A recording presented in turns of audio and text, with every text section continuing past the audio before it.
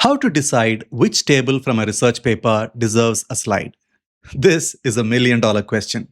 Earlier, I used to think that if a table was in the paper, it deserved a slide. After all, the author spent months collecting the data, and who am I to remove it? So I would copy every important looking table into my presentation and painstakingly take my audience through every detail of each of the tables. But then a strange thing would happen. I would finish presenting the data and realize that nobody remembered the main finding. Because the audience was not confused by the science, they were confused by the volume of information. The problem is not that research papers have too many tables. The problem is that presenters don't have a method for deciding which tables deserve audience's attention. Today, I'll show you one simple question that makes this decision much easier. I'll show you the process using a popular research paper from the New England Journal of Medicine called A Randomized Trial of Intensive versus Standard Blood Pressure Control. It's a popular research paper, most likely that you already know the results of this research. The trial compared a systolic BP target of less than 120 mmHg versus less than 140 mmHg in high-risk non-diabetic patients and showed approximately a 25% reduction in major cardiovascular events and lower mortality with intensive treatment. So this is the gist of the paper. And today I'll show you, if I were to present this research paper, which tables would I include on my slides and which ones would I leave out. I'm Ramgopal from presentationprocess.com. We help medical professionals and educators explain better. The mistake that most doctors make is they start by asking this question, which is, which table is important? This is a wrong question to ask. The right question is, what understanding or decision should my audience leave with? Because just think about it, when doctors are listening to your, say, journal club presentation on a research paper, they're not just listening to it for the sheer academic pleasure. They want answers to 3 questions. They are, what happened? Why should I care? And would this change my practice? And if the information that you present doesn't answer these 3 critical questions, then there is no chance that they will pay attention to your information. That is why the one main filter that decides whether a particular element goes onto your slide or gets left out is this very important thing called presentation objective. Let us say for this research paper, the presentation objective is, by the end of this presentation, physicians should be able to determine whether intensive BP control of less than 120 mmHg provides clinically meaningful benefit and whether the benefits outweigh the risks. So there are 2 things we want to establish. First is intensive BP control actually effective? And second, whether the benefits outweigh the risks. And if any table that I include on my slide doesn't answer one of these 2 questions, then it deserves to be left out. Now let us go to the first table in this research paper. Here it is, and let us open this up. I'm going to zoom it a little bit so you can clearly see what we got here. If you require, I will leave a link in the description box below the video to this particular article so you can follow along whatever that I say here. The first cue we get from the table is, what exactly is this table about? It is about baseline characteristics of the study participants. All that the table establishes is the overall age is well matched, the race, the gender, ethnicity, everything seems to be properly matched. That is all this particular table says. I would answer this question, which is, does the audience need this table to answer my objective? What are the objectives? First is to show whether intensive BP control is effective. And the second is, do benefits outweigh the risks? None of that gets addressed by this table, and therefore this needs to be out of the slide. And on my slide, I would include one key information, which is, who were the patients? They are high-risk, non-diabetic, hypertensive adults. That's it. There is no need for a table. There is no need for exhausting the audience with too much information. Just say this and move on. Now let's go to the second table by clicking here. What does this table convey? It conveys primary and secondary outcomes and renal outcomes.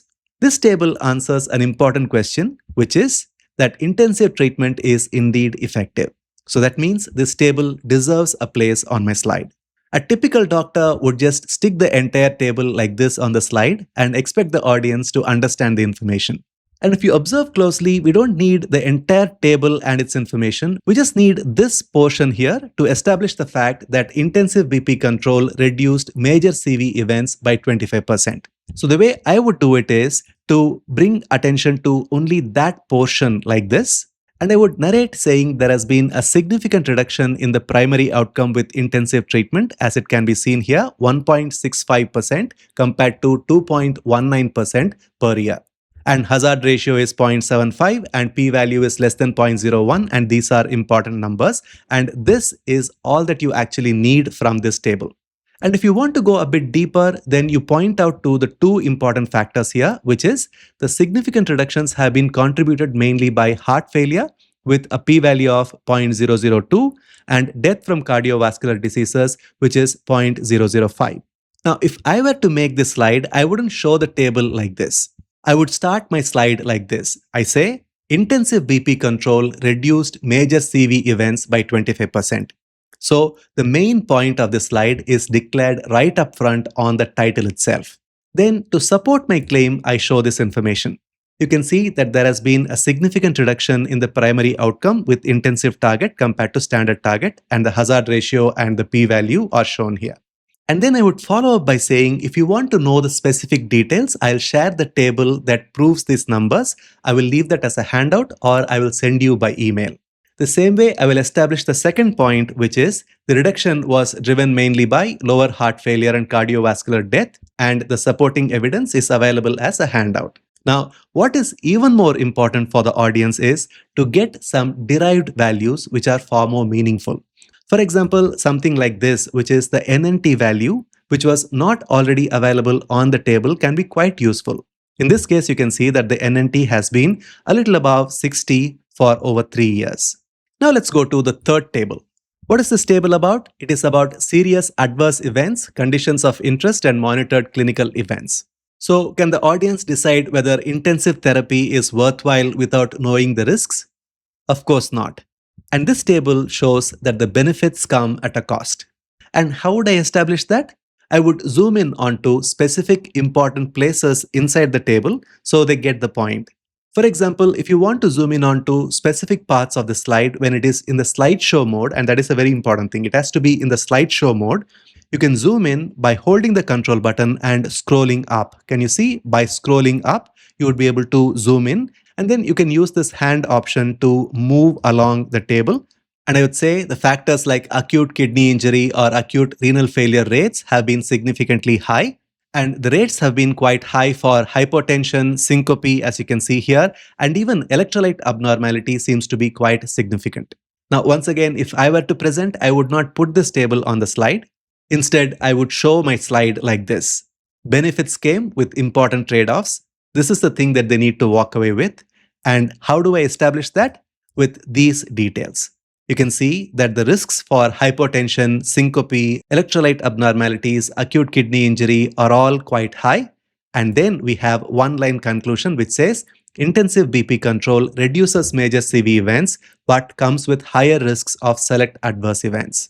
Now, if I go back to article, normally what people would do is if they see something nice, say for example a chart, they would delve quite deeply into that. For example, let us go to figure 4, and this is something that many doctors would be quite enamored by because it shows a lot of important details. And all that this table tells you is for all the subgroups, the hazard ratio has been less than 1 and therefore it is significant, and that the p-value of all the subgroups have been higher than the statistically significant number of 0.32, and therefore the conclusion is for all the subgroups the results have been consistent. So no new information is added by showing this table, and therefore this table doesn't deserve a place in my slides. So if I were to make the presentation of the research paper, I would only include a few important slides. The first slide would have why this study mattered. I will give some details about the context of the study and then why it was important. And then I would move to who were the patients. I would not have anything else on the slide apart from this one single sentence which establishes the patient's types.